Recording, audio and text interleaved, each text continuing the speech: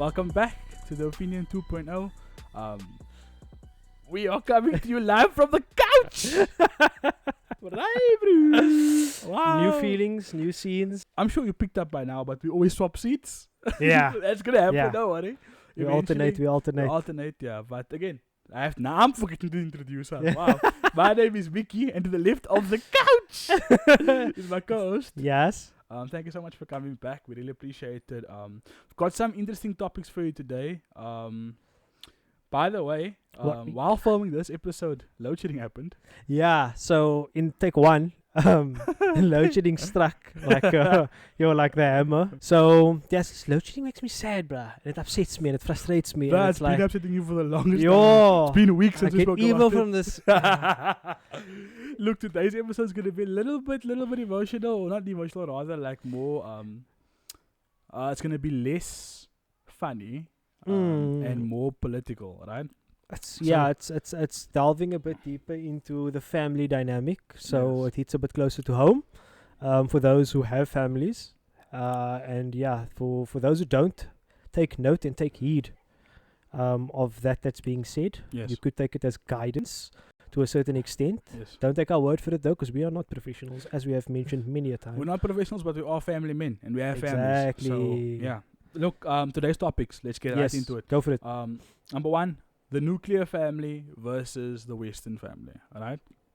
The second topic we're gonna try and cover is the influence of social media and the influence of schools today on kids. All right. That's like one major topic. So my understanding of a nuclear family is simply that the man or the husband goes out into the world, provides resources, so works for it. He's a breadwinner. He provides resources to the woman at home. The woman stays at home, raises the kids, nurtures the kids, nurtures her husband, but also maintains the household. Right now, idealistically, that is what majority of people want.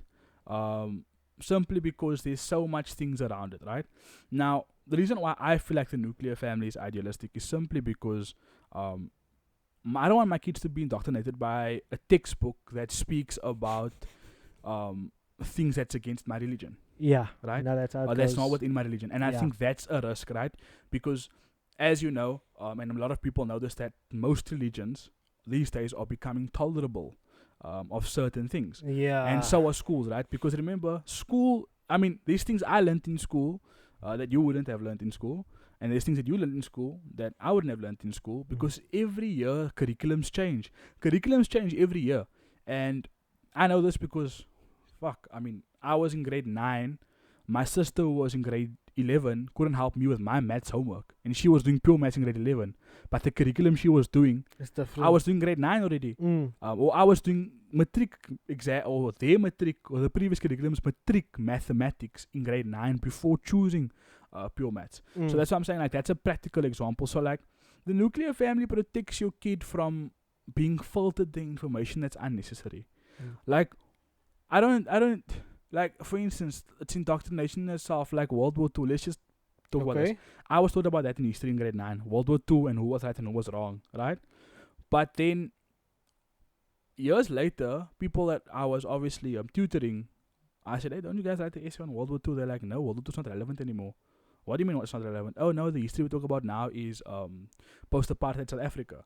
I'm like, but that's not like really history, is it? You know what I mean? It is, but it's not. But I mean, like, if you ask a kid from fucking 2000 and, let's say someone that was born in 2005, they should be in high school, I think, 2004. Yeah, they could be. Yeah. Ask them, what's the relevance of World War II? Because World War II had a massive impact holistically across the history of the world. Across the globe, yeah. Until today. Yeah.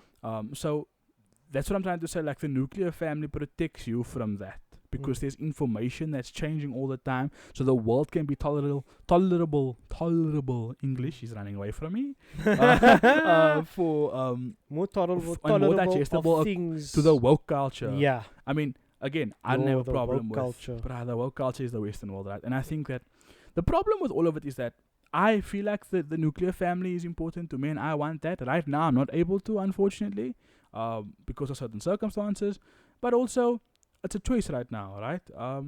And I think that the nuclear family itself, if everyone just went back to the way the world works 20 years ago, 15 years ago, 10 years ago even. Nah, not 10 years ago. Okay, maybe 12 years 20, ago. 20 years ago, bro. right? 20 years ago. I mean, when bro, the nuclear when you could family. go to the shop and you could buy a bread, a milk, and a packet chips, and a pompy, and a kappa sweets I for wasn't like around 10 back rand. then. I wasn't around back Bruh, then. for like 10 rand, you were rich, my guy. Oh, yeah. You could last 2 weeks on a 10 rand, my guy. Fair enough, yes, there's inflation and so on, but inflation, that's a whole other story But inflation as comes from the lack of there being nuclear families, because putting in itself, the nuclear family was broken down by one ideology, and I call it the F word, feminism, right? So the feminism movement and the woke movement, in itself, which is a Western movement, well. actually broke down the nuclear family to the point where there were more people working, so the tax was higher, and that's all it is, right? And that dives right into like a whole political thing about the wage gap and all that stuff. And that we'll cover on another episode. But you take a nuclear family. What is a nuclear family? The father's the one that goes into the world and works. I was living in a nuclear family, right? For example, before I got married and moved out. My dad works. My mom's a stay-at-home mom, right? My mom does all the things that one would do when they're at home, you know. She cooks, she cleans. She When you're irons my hungry, dad's- there's okay, cool. I'll make you something to eat. Yes. It's on demand. I was living there as a young man, and as a married man, I moved in there with my wife. And my mom didn't work, and while I was working, there would come a cup of coffee onto my table. My wife would get the same treatment. And I'm not saying that is the expectation for everyone. That's what I would like, for my wife to not work and just be at home with my kids and just be there. Because also I feel like working isn't something that people should do as a partnership. I feel like one person should work, and the one person shouldn't have a stress. I'm okay with handling the stress of working and paying all the bills. You know what I mean? Generally, men are more capable of handling that type of stress because they are able to compartmentalize a lot better than a female does. Women have a tendency to tie their stress into their emotion, and that then translates from work into their personal life as well. So it's very hard for a woman, in my opinion, it's very hard for a woman to actually separate the two, because if she has a bad day, automatically she just feels completely burnt emotionally and mentally and everything, and just from that one bad day at work, and it boils over when she gets home. And everybody, and then she has to vent about it and all of those things. Whereas a guy, he will have a shittiest day at work, come home and smile with his wife, because it's different. Compartmentalization takes place, and work is work, and I'm at home now, this is my wife or whatever, my kids are here, and he puts on a completely different face. Because that's how men are, and that's how men deal. Personally, that's okay. Personally, that's majority for of me. men operate like that. And I think the world needs to know this, right? And I know this because I became a man a little bit earlier than most people, because obviously I got married and had kids and whatever. I feel like you only become a man. I was expecting something else, and you said I became a man. I was like, no. What else did you want to become? Like, I was a boy. I mean, I was a boy up until I was like 17. 18, and then I became a man because I got married at 18. I believe you're only a man once you get married and you have kids. I'd be like, that's my philosophy, right? In my opinion, right? Yes, you will learn life lessons, but like scientifically, men peak at the age of 30. Between the age of 30 and about 33 to 35. That's the time, and the science facts on it, and the census is done on it, that men, especially the top 1% of men that actually are millionaires, they get rich between the ages of 28. They make their first 100,000. They start making real money. But once they get to 33, they establish their millionaires. They know exactly. So most men, they do things like I said in the previous episode, or one of the previous episodes. I can't remember which one. We'll probably put it in the description. I'll remember. But we spoke about how men do things even when they don't want to. They don't feel like it. They just keep doing it. And I think that also speaks to the fact that that's why the nuclear family worked. Because no matter what happened, that man could lose a limb today. Tomorrow, he's back at work. No, not so quickly. That's just a hyperbolic statement. Don't kill me. Don't shoot me. Don't attack me. It's hyperbolic. And also, men talk in hyperboles. For those of you who don't know what's hyperbole, go back to school. Stay in school. Or Don't stay in do school. drugs. That's good. I'm gonna put it on a t-shirt.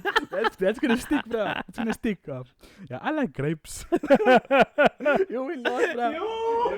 I'll get more. I'm gonna get more. There's for your father-in-law there for us. I'm gonna get more, my guy. Yeah, but yeah, look, just tracking back to the nuclear family, right? So there was an example given within Islam. Yes. Right, with regards to the nuclear family and the roles that the parents play and who the children are within the nuclear family. So the father, or the man of the house, rather, so to say, is like the sun, right? So when the sun is out,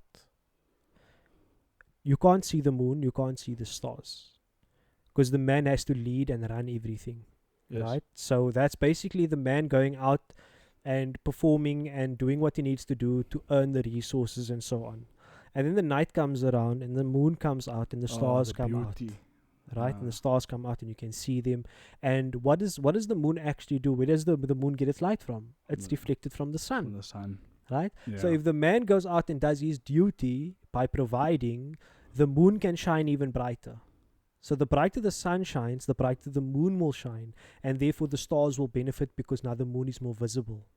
And that creates that nuclear family. And only once like that is all in sync and it's in harmony, do you actually get a healthy, happy household. That's my belief, not just because I am Muslim, but because that makes sense. It makes sense. It makes a lot of sense. That's one of the reasons why I became Muslim, because everything that I researched, and that's episode we're also going to have, my revert story, we'll talk about it. My research that I did was that every single thing that one has to do has a purpose. And there's distinct roles for everybody. There's distinct roles for a mother in Islam. There's distinct roles for a father in Islam. There's distinct roles for a husband. The roles of a husband and the roles of a father is two different roles. Yes. The roles of a mother and the roles of a wife is two different roles. The roles of a son and a daughter is different. Yeah. To every person, and that's the thing. But it's all descriptive, and what is the roles and what is the right that they also have, exactly, as well as the responsibilities. You mentioned that to me before as well. Yeah, I remember you speaking about that's that. What blew my mind. So now that you speak about the nuclear family in that perspective, it makes sense. Now the West, or the woke movement, wants to break that, because the West in itself, they want people, in my opinion at least, they want people to digress and move away from things that hold them true, or to a higher power. Yeah. You know what I mean? And it's what holds them true to the actual role, or the role that needs to be fulfilled. And that translates, basically, from what you're saying, it translates to having the sun and the moon shine at the same time next to each other. Yeah, basically, because they feel like it. Yeah, just because that's the direction that they want the family dynamic to move into. So that the moon and the sun shines together. Yeah. But then what happens with the stars, the children? What happens with the stars? There's no moon at night. Exactly. There's no sun at night. Exactly. So what's leading or what's shining for the stars at night? That's where the institutionalization comes in and the indoctrination comes in from the schooling aspect. Indoctrination. So now you have the sun and the moon during the day, out and about in the world, earning a living for the children. However, the children are absent from the mother and the father's guidance. Yes, and that's where the influence, and that pulls directly into the we both started to speak like that now. That pulls directly into the indoctrination that schools have. Like, I honestly believe that I don't want my kids to be schooled by someone else. I want my kids to be homeschooled, because there is a very dangerous indoctrination out there. Like, for instance, the world wants both parents to be in work, or the Western world wants both parents to be in work. They want the children to go to school. The children then learn in school everything that is besides what the parents teach them. The children comes home, they stand up to the parents, they neglect certain teachings that the parents gave them. And that's the challenge of being a parent today, especially as a Muslim parent, but also for those who are not Muslim, for the Christian parents. The morals and values you teach your child goes out the window. Exhibit A, I was a wreck in high school. My parents know this. Everything they taught me, I threw in the bin. No comment. Yeah, no. I threw in the bin. Comment. And it was no disrespect. I just wanted to be my own person. But I realized now, as a man who has kids and is older, 90% of the things my parents told me, oh, fuck, I wish I listened to it. It was for your own benefit. But I wish I listened, bruh. like some of the things I've done was like gruesome mistakes. And I think that's because my parents are also, like I said, my household was a nuclear household. My father would go to work every day for the last 30 plus years, and he would work. My mother worked for a bit, but it didn't work out. She came back home. She was been at home ever since. And I mean, I'm lucky enough to say my mom is still around, my father's still around. They're still happily in love with each other. You know, they're still together. They're still enjoying life. Okay, I can't relate to that entirely. Yeah, no, 100%. Because life is different. I come from a very different household to that. So my mom was the one that was out working most of the time and so on, and that also then drove me to try and have the traditional nuclear family, because I saw the impact that I basically put it like a broken household had on me and my brothers, so to say. So I will strive with everything I've got to be able to fulfill the roles, or fulfill the role that was like missing within our household when I was growing up, because I can see the impact that it has. It's a very wise thing, you know. And it's that's something that I set out for myself when I was still in high school. Oh wow! When I was still no shit, bruh. When I was still in high school, I was like, I don't want this in the future for my children. Yeah, I mean that's the thing with lessons, right? I set it out, bruv, and I was like, no matter what happens, I can't go down the same path. I can't end up in the same situation. Put my children through the same thing. No, I agree. You know what I mean? I mean, look, that's the thing about life, right? It's funny, ain't it? Like, I just said ain't it? Ain't it? We're an American, bro. Real funny, ain't it? Yeah, you think it's funny? We're now 4,500. I think that in life there's two ways you can always take a lesson, man. There's two ways you can take a lesson. This couch is extremely comfortable.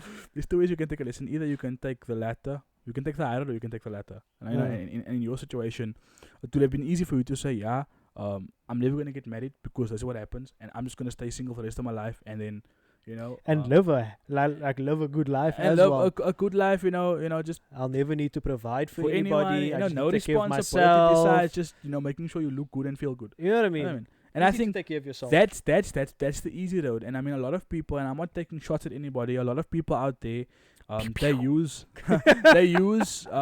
what happened in their household as an excuse to be a cuck person. Yeah. You know, sorry for my French. This is the first time I've said that colored Cape Flats. We started swearing a lot more, eh? Nah, I think can't be realized. Nah, but this is the first time I said cuck. That was the whole podcast. Okay, twice. It's twice now. Put a counter here. Emo, when you see this, put a counter here. Twice. K-word, twice times.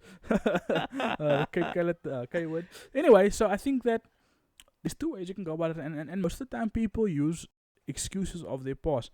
I'm not saying my life was perfect. Yeah, okay, I had a nuclear family. I had a good family life, you know. Alhamdulillah, I had that. But there was also other things missing. Every household has its own toxicity, you know. And that also pours into like you said, the influence of social media. You can't you seeing this on social media. Yeah, true. What I mean, you can't tell me that you're not on Instagram. I find myself on TikTok, not TikTok. TikTok. It literally is. And if you're someone like me that you're disciplined enough, you can actually there's a feature on TikTok that you can put on that tells you your screen time on TikTok. And if you've got a good enough smartphone, which we all should have, it will tell you how much hours you spent on an application. There's actually I think in the US, TikTok is implementing a policy that children or people with accounts that are under 18. People that are under 18 who have accounts, they're only allowed 1 hour on TikTok. It's China. Where TikTok comes from, it's from China. Yeah. But I don't think they're implementing across the whole of TikTok. I think that's... Yeah, I read about that. TikTok's posted about it. And also, if you're over 18, you can now obviously, you know, indulge in things that's legal over 18 on TikTok, which you couldn't before, right? They would ban you for it. Like, if I would smoke on my live, I'd get a strike. Now, because I'm above 18, because they actually verify your age now through your account, right? Yeah, because if you read the privacy TikTok policy. is dangerous though. Like, if you read the privacy policy, scary. Yeah. But like going back to the influence of social media in itself, I found myself before we started this podcast, I found myself scrolling through TikTok way more often than I would even speak to anybody. Not even just my wife directly. Anybody. Like, it's nice to have TikTok, but you will find yourself once you get to the point where I got to a point where I would sit. I'd be next to my wife, my soulmate, the love of my life, my everything, next to me. And I wouldn't fucking say a thing to her. I was just seeing the TikToks. Oh yeah. Now No, I'm very familiar with that. That is toxic, my bro. I'm very familiar with that. That's why I said it's TikTok. And now I put my limit on it. I'm only on TikTok for 6 hours a week, which means an hour a day, 6 days a week, and that's solely to promote this podcast. Yeah. I don't do, and I'll send the thing is, I'll send a video here and here. You can either use TikTok or you can abuse TikTok. Exactly. And so it's the same. Like, for example, there are people who use drugs and they abuse drugs. So people who abuse drugs will go out and steal because they're abusing drugs, so they're going to go steal to get money for the abuse and the addiction, right? Whereas there are people also that I know of that just use drugs to get by because their lives are just in a absolute sham. I'm not condoning it, but it's just they use it from time to time just to get by. Yes. You know, and it's different to abusing drugs. They're not going to go out. They still have jobs and everything. They don't have to go out and go and steal, or they don't. It's not like they don't have food on the table or anything like that. It's just not that drugs are okay, but it's not. That's what I'm saying. It's the lesser of the two evils. Exactly. I mean, it's the same like people like us. We smoke rollies, right? Exactly. And I smoke vape and rollies, but I won't smoke anything else. But I'm still smoking, so I'm still doing something that's haram. But like, it's the lesser of two evils in such a sense. So like, it's the same with TikTok, right? And I found myself having a problem with social media because I would end up watching things and it changed the way I behaved. And I'm not talking about recently. I'm talking about now. Let's move back before TikTok was existent. Before it was even Musically. It was Instagram and Facebook and WhatsApp and Twitter back in the day.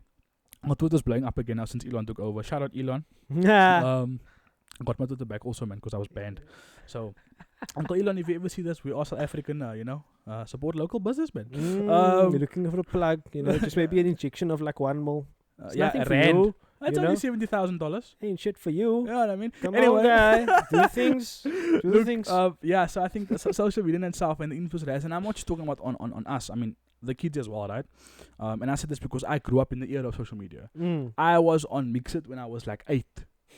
Yes, bruh. That was the beginning of social media. You had a phone? Yes. Wow. Okay, it wasn't mine. It was my tany's phone. I used to steal it. I used to use it. I used to steal it and I used to get it. When did you get your first phone? I was 12. Okay. So just before high school, grade 7. Grade 7 because I was walking home from school and walking to school. So my parents obviously wanted to have contact with me. So grade 7. But prior to that, I didn't have a phone really. And then when I did, they still controlled it. But then obviously high school, I became a big boy. And I would travel to Shot school. out. Yeah, big boy. Big man thing. Big man. So obviously the phones wasn't there for entertainment, it was there for communication. Yeah. But on top of it, I found myself getting addicted to Instagram and and Facebook and TikTok, and you start living in this world where you put out this facade of who you are and you post everything on Instagram, but then you would come to a point, and I got married and I had a kid. My first initial intention was post everything on TikTok and Instagram. I post nothing now. Go look at my Instagram. You will just see a few of my TikToks that I posted. And it's now just opinion stuff. Because I don't think that Instagram is a place for people where they should be sharing anything.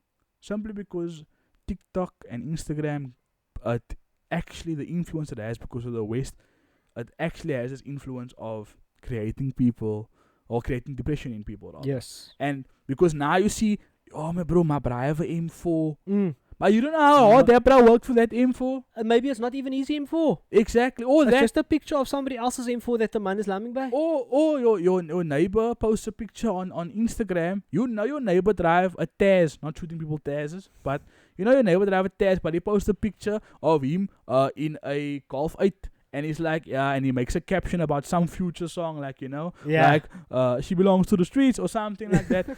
He uses some caption, and then it's like this facade, but Kanti is living in a basement by his mommy's house, and he portrays this picture to people, and people actually like that content. Yeah. And again, I'm not taking shots. For me, being on Instagram, I was authentic, and I put out on Instagram, actually, I called it a reverse mask. So I put out this dark image on Instagram so people wouldn't approach me, because I couldn't handle people. In general, I was never a person that liked people. But then it attracted dark people. Yeah, attracted the wrong crowd. Hey, to the not goths. The wrong crowd. Nah. Like, I think, I don't want to say, like, single them out, but, like, y'all goths are wild, bro.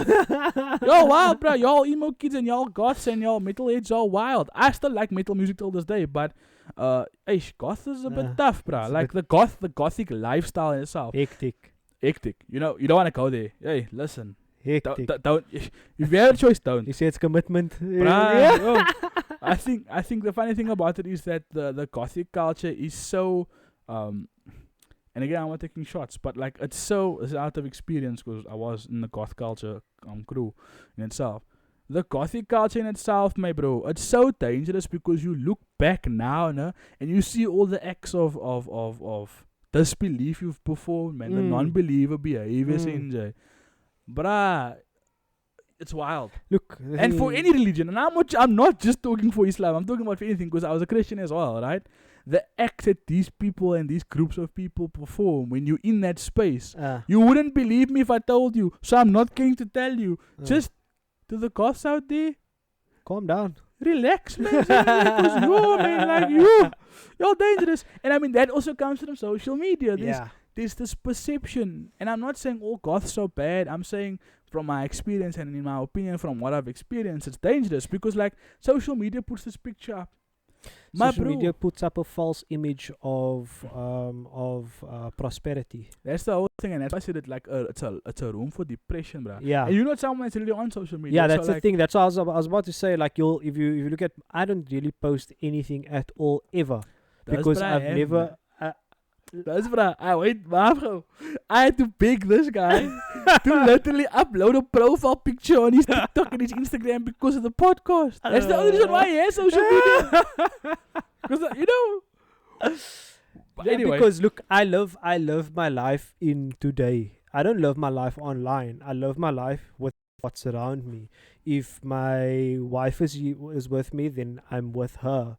If I'm with my child, then I'm with my child. If I'm, wherever I am, I'm not going to be like, oh, wait, let me get my phone. I need to take a picture. I need to post it. I need to do this. I need to do that. No, leave the phone. I'll only check my phone to see if somebody's trying to contact me. That's about it.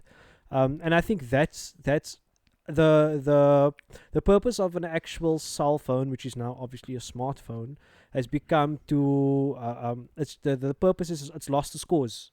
So people don't use it for communication. People use it just to put out things that they want other people to see, not necessarily communicate, but just put out something for people to get that affirmation, which is what everybody looks for, validation and affirmation from outside resources, from other people. On the side, retarded.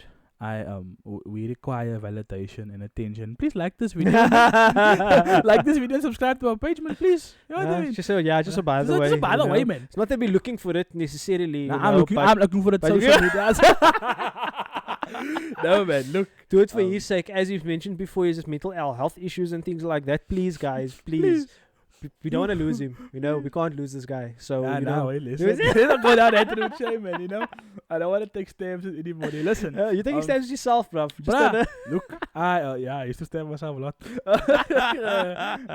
Look, I think it's important. The social media and it all boils down right down to the midst. I'm extremely tired. It all boils down to the indoctrination that the West brings, man. And I think that's something we all have to look at. If you're watching this video or this episode, right, and you're thinking, what praat die mense? And in English, what praat these people? What are these people talking about? What talking these people? Nah, I was just making a joke. I was trying to be funny, but then my English ran out or so. Take a breath. Take a relax. Yeah, but look, if you're thinking there, what the fuck are these people talking about, then it's simply a matter of it all started in one place. And that place was Mark Zuckerberg. Who was Mark Zuckerberg before Facebook became a thing? Because Facebook was the very first social media platform. And MySpace. Like back then. What happened was the moment social media also inflates everyone. It inflates what people's value actually is to the world. And that's a danger. Like, I know I'm part of this generation where social media is everything. I mean, I went through a stage where I was like, oh, I have this amount of followers on Instagram. I'm better than you. Oh, yeah. It inflates your confidence. That's and I mean, for me, but in the real world, they don't ask you, how much followers do you have on Instagram? It's about, hey, did I actually have a valuable conversation with this person? So I always tell people, don't judge someone by their social media and don't judge someone's social media by who they are, right? Because for me, for you and for us, if you went to go look at my social media, you'd probably get a fright. But now you're getting insight to who I actually am, because I'm very authentic. The way I am on this podcast is how I am in real life. To a certain extent, I just might be a bit taller. I'm the camera might show. Yeah, the camera might not show me as tall as you think I am, but yeah, look, again, I think we've spoken a lot, bruh. Yeah, it's been a really good episode so far. Yeah. So I'm good with that. plug us there, man. I'm good with that. In the description below the video, you'll find that you can go to the link tree. You know, in the link tree you'll find all of our socials, all the links there. You can go to the Instagram, the TikTok, the pod, the audio of the pod, Spotify, all of those things is all in there. You can go subscribe, follow, put on the notifications for this channel on YouTube. Yeah. Make sure you do that so that you can be notified whenever we release new episodes and our new topics that we speak about. Also, contact us on the email address. What's the email address? The Opinion 2.0 podcast@gmail.com. You'll see it on your screen now. Yeah. Oh, wait, well done. Yeah, it's the first time I plugged it. This man, yeah, boy. Someone's getting involved in social media and marketing. No. But anyway, people, thank you so much for joining us today. We really appreciate it. It's been a vibe, and like Yaas said, like the video, subscribe to the channel, comment on the video, and turn on the notification bell. From me, Miki, And me, Yaas. we out. Safe. Peace.